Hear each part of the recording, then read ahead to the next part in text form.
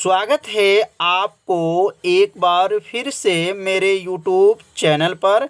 तो आज क्लास 12 के भौतिक विज्ञान अभ्यास 6 अभ्यास का नाम है वैद्युत चुम्बकीय प्रेरण का यह दूसरा भाग है।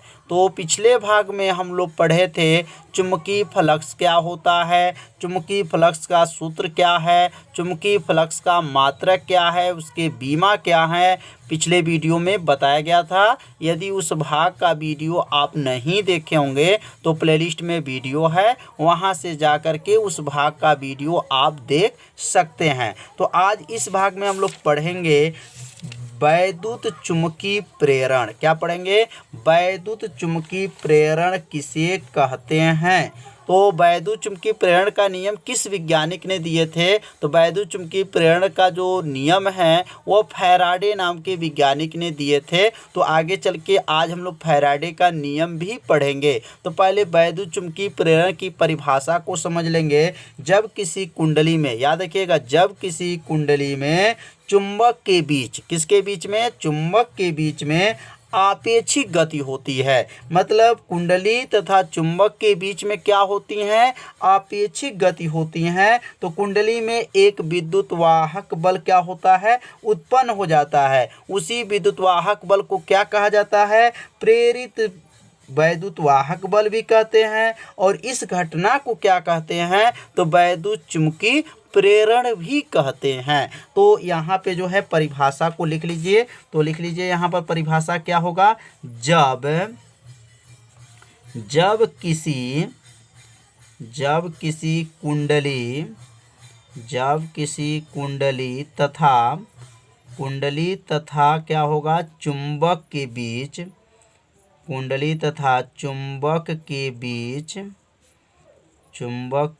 बीच क्या होती हैं? आपेक्षिक गति चुंबक तथा क्या है? कुंडली तथा चुंबक के बीच आपेक्षिक गति होती हैं, आपेक्षिक गति होती है। तो कुंडली के आपेक्षिक गति होती है तो कुंडली में लिख लेंगे, कुंडली में एक वैद्युत वाहक बल उत्पन्न हो जाता है।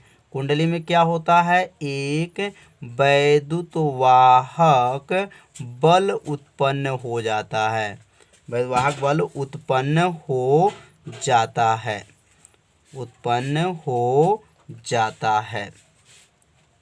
जाता है। उसे क्या कहते हैं? लिखेंगे उसे क्या कहेंगे? उसे प्रेरित वैद्युत वाहक बल कहते हैं। उसे क्या कहेंगे? प्रेरित वैद्युत वाहक बल कहते हैं। वैद्युत वाहक बल कहते हैं। और इस घटना को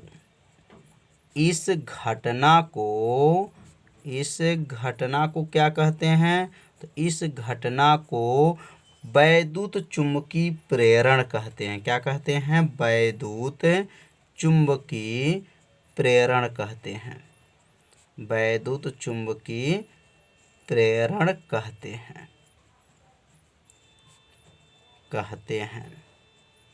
कितना आसान परिभाषा है। इसे 2 बार आप लोग पढ़िएगा तो परिभाषा क्या हो जाएगा? याद हो जाएगा। अब यहाँ पे थोड़ा सा और आगे लिख लेंगे। यदि कुंडली जो है बद्ध परिपथ में होता है और उसमें बहने वाली जो धारा होता है उस धारा को क्या कहा जाता है? प्रेरित धारा कहा जाता है। तो यहाँ लिखेंगे, यहाँ पर आगे लिख लेंगे, यदि कुंडली जो है क्या है? बंद है। यदि कुंडली जो क्या होना चाहिए? बंद होना चाहिए। यदि कुंडली जो है बंद परिपथ में हो, बंद क्या हो? परिपथ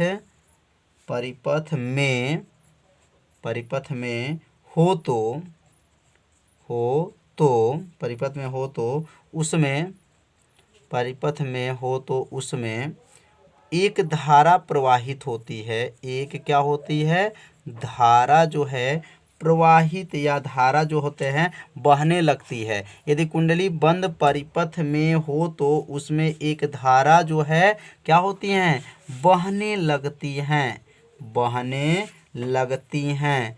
और जो धारा बहती हैं उस धारा को क्या कहते हैं, तो धारा बहने लगती हैं उसे प्रेरित धारा कहते हैं। उसे क्या कहते हैं, प्रेरित धारा कहते हैं, प्रेरित धारा कहते हैं। तो क्या कहा जाएगा इसमें, यदि कुंडली बंद परिपथ में हो तो उसमें एक धारा बहने लगती हैं उसे प्रेरित धारा कहते हैं। तो ये परिभाषा जो है समझ में आ गया होगा कि वैद्युत चुंबकीय प्रेरण किसे कहते हैं और प्रेरित धारा किसे कहते हैं। अब हम लोग पढ़ेंगे फैराडे की वैद्युत चुंबकीय प्रेरण का नियम। फैराडे के वैद्युत चुंबकीय प्रेरण के कितने नियम होते हैं, बहुत ही आईएमपी है कि हर साल की यह परीक्षा में पूछा जाता है। तो इस नियम को आप सभी विद्यार्थी अच्छे से तैयार कर लीजिएगा, क्योंकि यह जो प्रश्न है बहुत ही क्या है, महत्वपूर्ण प्रश्न है। तो अभी नीचे हेडिंग को नोट कर लेंगे। तो अब यहाँ हेडिंग को क्या करेंगे, नोट कर लेंगे कि फैराडे के वैद्युत चुंबकीय प्रेरण का नियम। तो फैराडे के वैद्युत चुंबकीय प्रेरण के कितने नियम हैं, तो याद रखिए फैराडे के जो वैद्युत चुंबकीय प्रेरण का जो नियम है वो मुख्य दो हैं। कितने हैं, दो हैं। तो फैराडे का एक प्रथम नियम होता है और एक फैराडे के जो है द्वितीय नियम होता है। तो फैराडे के प्रथम नियम क्या है और द्वितीय नियम क्या है आपको अच्छे से समझाया जाएगा, और इसे अपने कॉपी में से जरूर नोट कर लीजिएगा। इसे 2 बार पढ़िएगा तो इनका नियम क्या हो जाएगा, याद हो जाएगा। तो अब नीचे यहाँ पे लिख लेंगे। तो यहाँ लिखेंगे फैराडे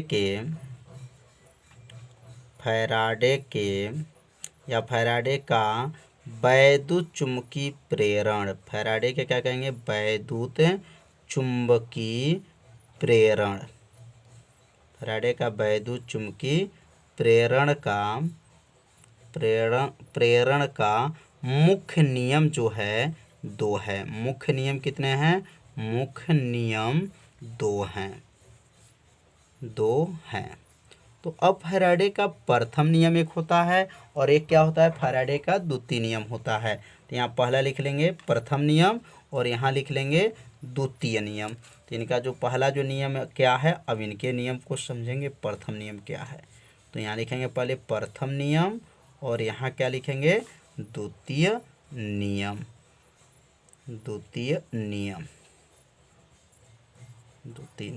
अब यहाँ फैराडे का जो है प्रथम नियम क्या है, तो अब यहाँ नीचे जो हेडिंग डालेंगे प्रथम नियम। यहाँ लिखेंगे प्रथम नियम। तो प्रथम नियम मतलब प्रथम नियम में क्या बताए थे, फैराडे ने जो ये नियम बनाए थे तो ये नियम क्या बनाए थे। तो इस लिख लेंगे, ध्यान से सुनेंगे तो आपको ये नियम क्या हो जाएगा, याद हो जाएगा। तो लिखेंगे प्रथम नियम में इस नियम के अनुसार, क्या लिखेंगे, इस नियम के अनुसार, इस नियम के अनुसार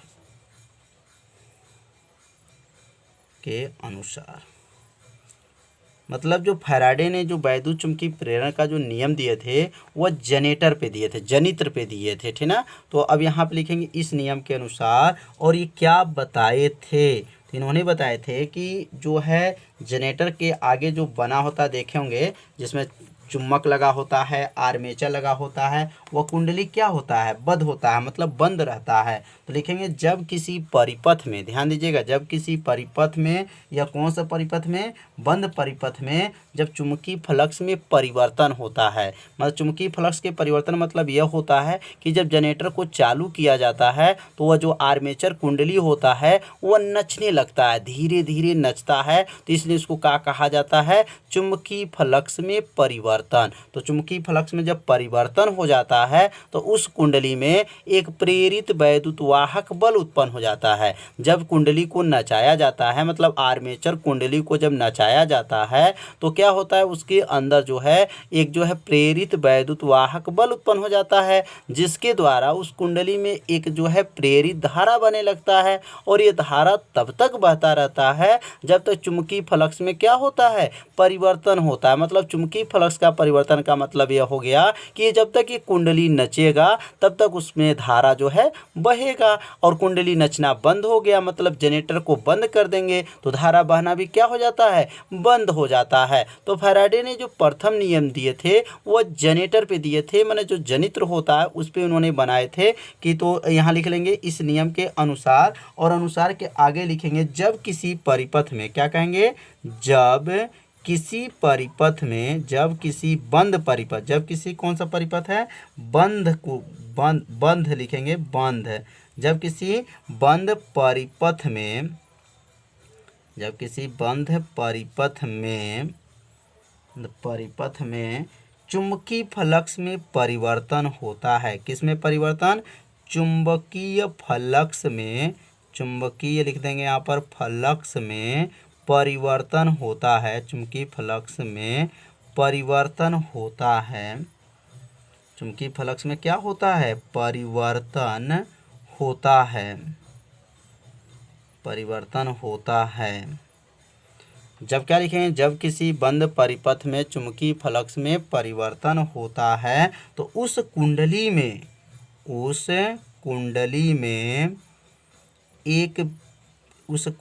में एक विद्युतवाहक बल उत्पन्न हो जाता है, एक वैद्युतवाहक बल उत्पन्न हो जाता है, एक वैद्युतवाहक बल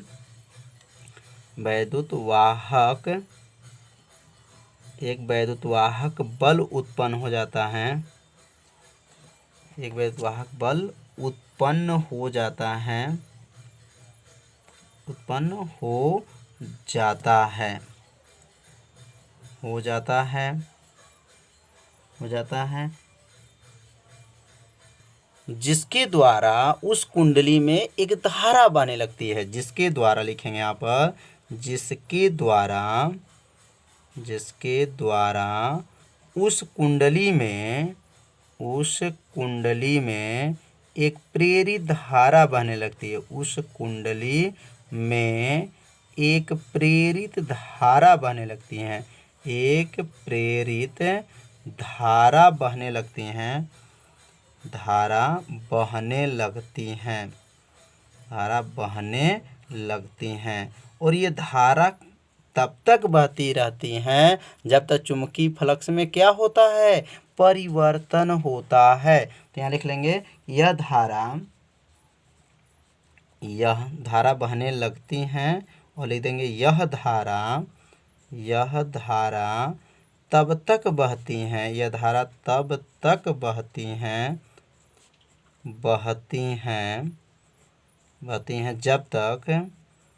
जब तक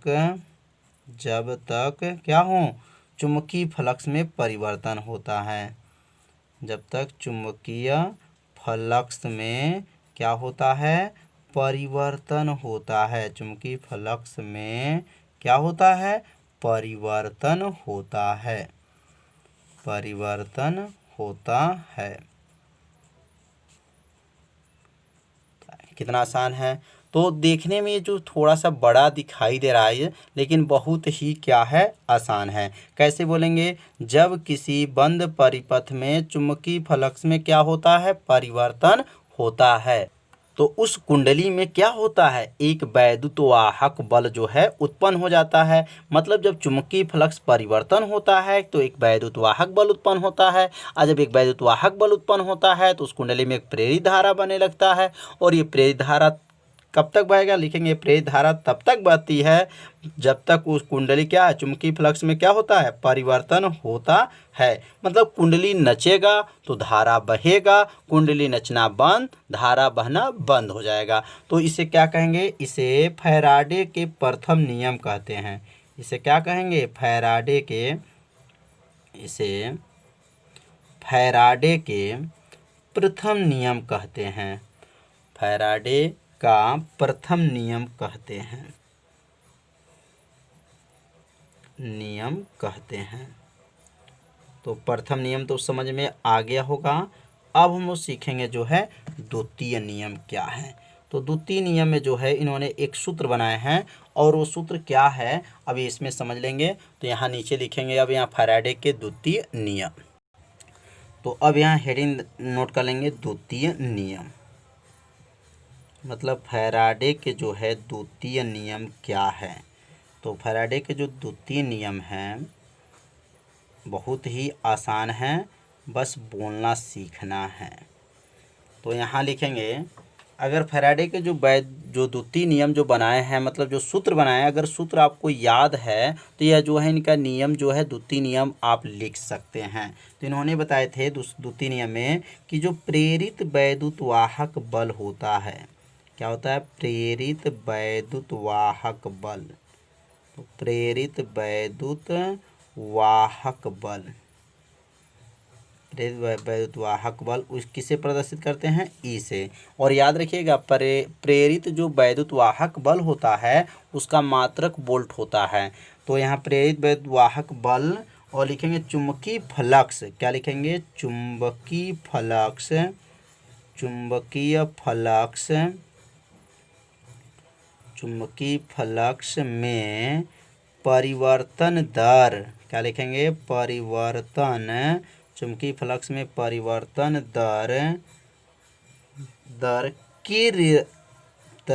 परिवर्तन दर के ऋणात्मक, क्या कहेंगे, ऋणात्मक दर के बराबर होता है। ऋणात्मक दर के क्या होता है, बराबर होता है, बराबर होता है। फैराडे का कौन सा नियम कहलाएगा, द्वितीय नियम कहते हैं। तो फैराडे का जो द्वितीय नियम है बहुत ही आसान है।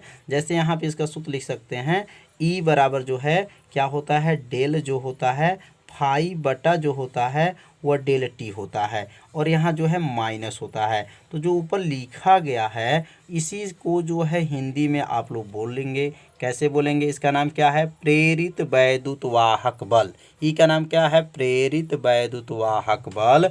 इसका नाम फाई का नाम तो कल पढ़े ही थे, कल के वीडियो में बताया गया था, चुंबकीय फ्लक्स। क्या नाम है, चुंबकीय फ्लक्स में परिवर्तन दर के ऋणात्मक, ये माइनस को ऋणात्मक कहते हैं, ऋणात्मक के क्या होता है, बराबर होता है। मतलब जो ये लिखा गया है इसी में जो है ये नियम जो है छिपा हुआ है। कैसे बोलेंगे, बस बोलना सीखना है। इसका नाम प्रेरित वैद्युत वाहक बल, चुंबकीय फ्लक्स के परिवर्तन दर, ये डेल टी को दर बोला जाएगा, दर के क्या है, ऋणात्मक के क्या होता है, बराबर होता है। फैराडे का द्वितीय नियम कहलाता है। यदि इसमें फेरों की संख्या अगर आपका n दिया है तो सूत्र जो होता है इसका क्या हो जाएगा, ई बराबर, यहाँ लिखना चाहे तो नीचे लिख लेंगे कि यदि फेरों की संख्या, अब यहाँ थोड़ा जगह नहीं है तो इसलिए यहाँ पे हम लिख दे रहे हैं, यदि फेरों की संख्या, याद रखिएगा, यदि फेरों की संख्या, फेरों की संख्या n है, फेरों की संख्या कितनी है, n है, फेरों की संख्या n है, n है। तो जब फेरों की संख्या अगर n है तो चुंबकीय फ्लक्स का सूत्र, प्रेरित वैद्युत वाहक बल का सूत्र क्या बनेगा, ई बराबर माइनस n डेल फाई बटा क्या होता है, डेल टी होता है। तो ई बराबर सूत्र याद रखेंगे, ई बराबर माइनस n डेल फाई बटा क्या होता है, डेल टी होता है। और प्रेरित वैद्युत वाहक बल का मात्रक क्या होता है, तो याद रखिएगा वोल्ट होता है, क्या होता है, वोल्ट होता है। तो यह जो ई का सूत्र जो बना है माइनस n मतलब ये माइनस क्यों लगा है, क्योंकि इनके सूत्र जो है बनाए थे वह ई बराबर माइनस डेल फाई बटा क्या होता है, डेल टी होता है। यदि इसमें फेरों की संख्या n है तो बस यहाँ पे आगे n लगा लीजिएगा, तो ई बराबर n डेल फाई बटा क्या हो गया, डेल टी हो गया। तो फैराडे के द्वितीय नियम और प्रथम नियम जो है आपसे विद्यार्थी अच्छे से समझ लिए होंगे। यदि आपको समझ में नहीं आया होगा तो वीडियो को एक बार और देखिएगा और ज़रूर कमेंट कीजिएगा कि हमें समझ में नहीं आया है।